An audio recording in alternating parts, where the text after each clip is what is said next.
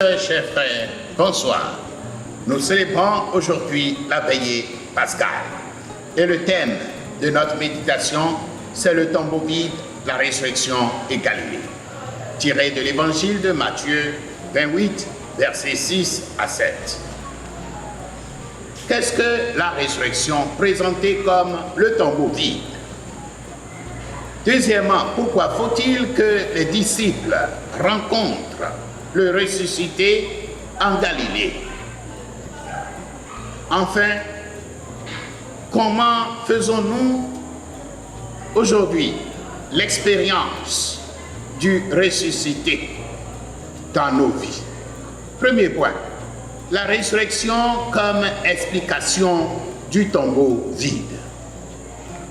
Je cite, « Il n'est pas ici, car il est ressuscité, comme il l'avait dit. » Fin de citation.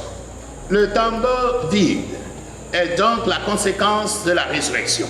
Cependant, le tombeau vide peut aussi s'expliquer par le vol du corps, hypothèse malveillante basée sur la méfiance et que nous rapporte seul l'évangile de Matthieu.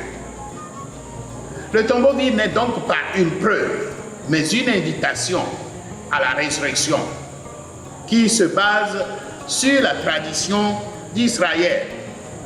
Je cite, « J'ouvrirai vos tombeaux » Ézéchiel chapitre 37, verset 19. Deuxième point, pourquoi rencontrer le ressuscité en Galilée? Premièrement, Matthieu dit, « Il vous procède en Galilée ».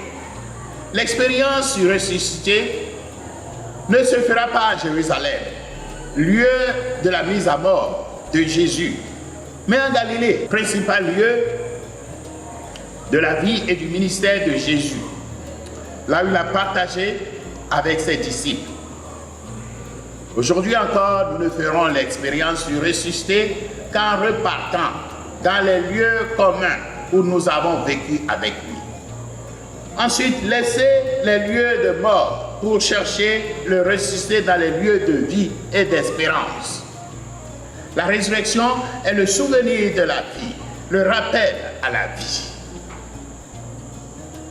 Enfin, comment faisons-nous l'expérience du ressuscité aujourd'hui?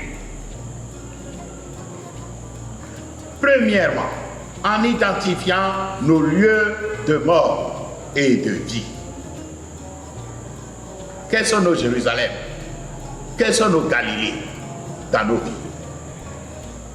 Deuxièmement, il faut laisser l'amour du Christ convertir nos lieux de mort en lieux de vie. Et enfin, nous libérer des pensées de haine, de mort, pour habiter celle de l'amour, de la vie. Prions. Merci Seigneur d'avoir rappelé ton Fils de la mort à la vie. Que ton Esprit Saint, ton esprit d'amour et de vie nous ressuscite aujourd'hui.